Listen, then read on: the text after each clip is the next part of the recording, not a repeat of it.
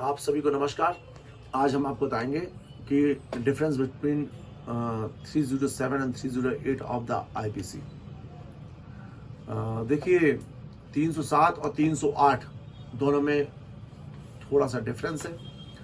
धारा 307 में आजीवन कारावास की व्यवस्था दी गई है कि यदि हम किसी को चाकू मारते हैं, इंटेंशनली चाकू मारते हैं और वो मरते मरते बच जाता है, लेकिन इसकी जो इंजरी होती है वो डेंजरस टू लाइफ थी कि यदि प्रॉपर ट्रीटमेंट न होता ऐसा वो मर सकता था, तो 307 होगी, उससे मैक्सिमम सज़ा आजीवन कारावास है। लेकिन कोर्ट का जो व्यू है वो ऑफेंस, उसकी चोट के नतीजों देखते देखते जनरली 5 साल 7 साल की सज़ा देती हैं। कभी कभी जैसे गोली कांड में इंजरी हो गई तो उसमें 10 साल की सज़ा देती है, चाकू में 5-7 साल ऐसी सजाएं दी जाती हैं।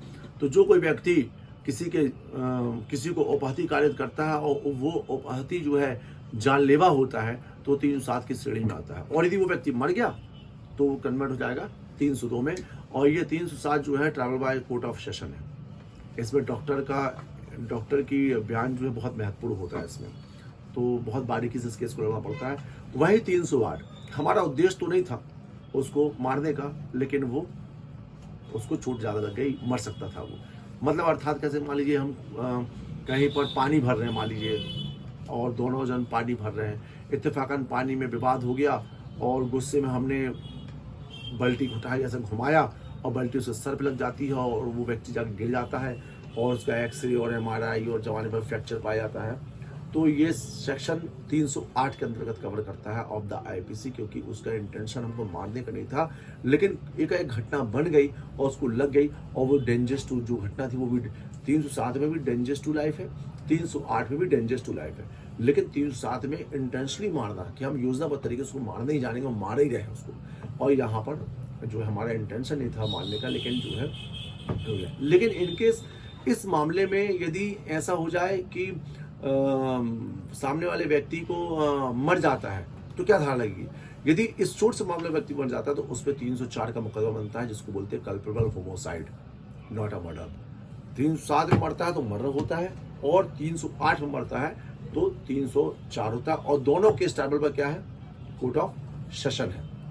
तो आपको मैंने बताया, और ये जनरली 308 में जमानतें बहुत इजली सेशन दे देती हैं, और 307 में तो आजकल तो जनरली सेशन देती थी, लेकिन आजकल हाई कोर्ट जाना पड़ जाता है।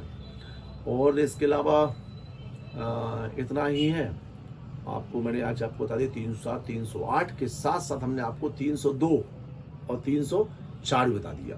जो कोई व्यक्ति इंटेंशनली किसी का मानववध करता है, जो कोई व्यक्ति किसी का इंटेंशनली हत्या करता है तो वो मर्डर कहलाता है, मारता है तो मर्डर कहलाता है। इंटेंशनली मारना, हमने आपके जाके चाकू मार लिया।